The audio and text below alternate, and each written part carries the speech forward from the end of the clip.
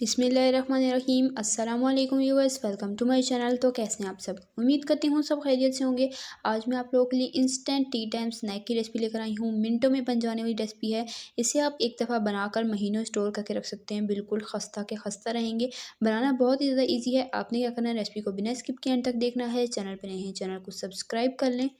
चलें बिना देर किए अपनी आज की सिंपल सी रेसिपी स्टार्ट करते हैं। बिस्मिल्लाहिर्रहमानिर्रहीम। सबसे पहले डो तैयार करेंगे। एक बोल में शामिल कर देंगे मैदा 2 कप छानकर। इसमें जाएगा सफ़ेद ज़ीरा 1 टीस्पून, अजवाइन 1 टीस्पून, नमक जाएगा 1 टीस्पून, कुकिंग ऑयल 2 टेबलस्पून भरकर तमाम इंग्रेडिएंट को हाथ की मदद से अच्छे तरीके से मिक्स कर लेंगे। इसके क्रम्स बनने चाहिए। अगर ये क्रम्स नहीं बन रहे तो आप इसमें मज़ीद 1 आध टेबलस्पून कुकिंग ऑयल मज़ीद ऐड कर सकते हैं। डो में जब ऑयल की क्वांटिटी बिल्कुल परफेक्ट होगी तो हमारे स्नैक जो है बिल्कुल खस्ता बनकर तैयार होंगे। अब इसमें थोड़ा थोड़ा करके पानी शामिल करते जाएंगे और इसकी डो तैयार कर लेंगे। डो को हमने हार्ड रखना है, जैसे कि समोसों की डो होती है। डो को बिल्कुल भी सॉफ्ट नहीं रखेंगे। सॉफ्ट डो होगी तो हमारे स्नैक जो है वो परफेक्ट नहीं बनेंगे।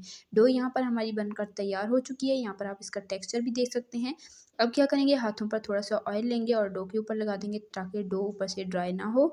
अब डो को 8 से 10 मिनट का रेस्ट दे देंगे ताकि डो बिल्कुल सॉफ्ट हो जाए। ढककर इसे रेस्ट दीजिएगा और तकरीबन 8 से 10 मिनट इसे मैंने रेस्ट दे दिया है। अब क्या करेंगे, डो को काउंटर पर निकालेंगे और इसे लंबाई में रोल कर लेंगे और इसके छोटे छोटे पेड़े निकाल लेंगे। तो यहाँ पर हमने छोटे छोटे साइज़ के इसके पेड़े निकाल लेने हैं। नाइफ़ की मदद से हम इसकी कटिंग कर लेंगे। इसी दौरान अगर आपको रेसिपी ज़रा सी पसंद आ रही है, वीडियो को लाइक करें, शेयर करें अपने फ्रेंड एंड फैमिली मेम्बर्स के साथ। चैनल पर नए हैं, चैनल को सब्सक्राइब कर दिया करें।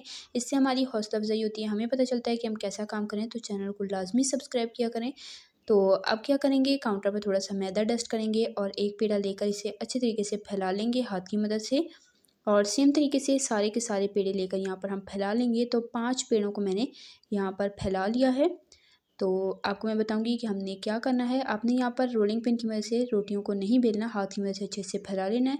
उसके बाद क्या करेंगे, एक रोटी के ऊपर हम यहाँ पर कुकिंग ऑयल लगाएंगे। तकरीबन half tea spoon cooking oil लगाएंगे, हाथ की मदद से अच्छे से स्प्रेड कर लेंगे और इसी तरह से हम इसकी लेयर्स बनाते जाएंगे। दूसरी रोटी के ऊपर भी मैंने कुकिंग ऑयल लगा लिया है।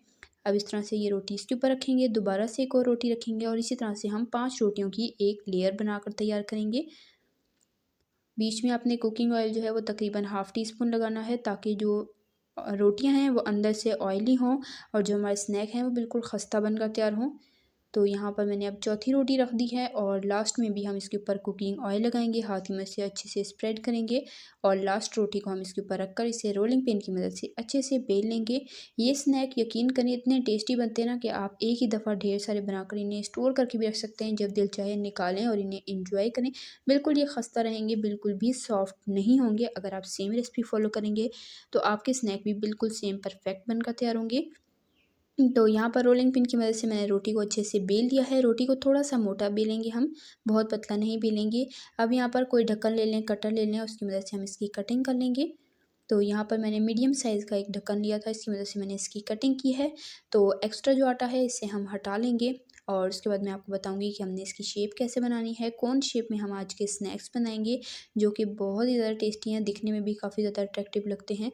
अब यहाँ पर एक पीस को हम लेंगे और इस तरह से हम इसको रोल करेंगे बिल्कुल कोन की शेप में और एंड को सिक्योर करने के लिए हम इस पर लगाएंगे पानी, सादा पानी लगाएंगे और इसे अच्छे से टाइटली रोल कर लेंगे।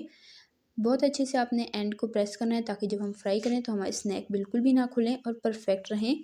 तो मैं आपको यहाँ पर एक और बनाकर दिखा देती हूँ कोन, कि हमने किस तरह से कोन बनानी है और फिर सेम तरीके से सारी की सारी कोन्स हम बनाकर तैयार कर लेंगे। तो आप चाहें तो इन कोन को फिल भी कर सकते हैं, लेकिन फ्राई करने के बाद आप इसके अंदर आलू की स्टफिंग डालकर इसे फिल कर सकते हैं। बहुत ही टेस्टी लगते हैं एज इट इज़ भी और आलू की स्टफिंग के साथ भी। तो यहाँ पर सेम मैंने सारी की सारी कोन्स बनाकर तैयार कर ली हैं।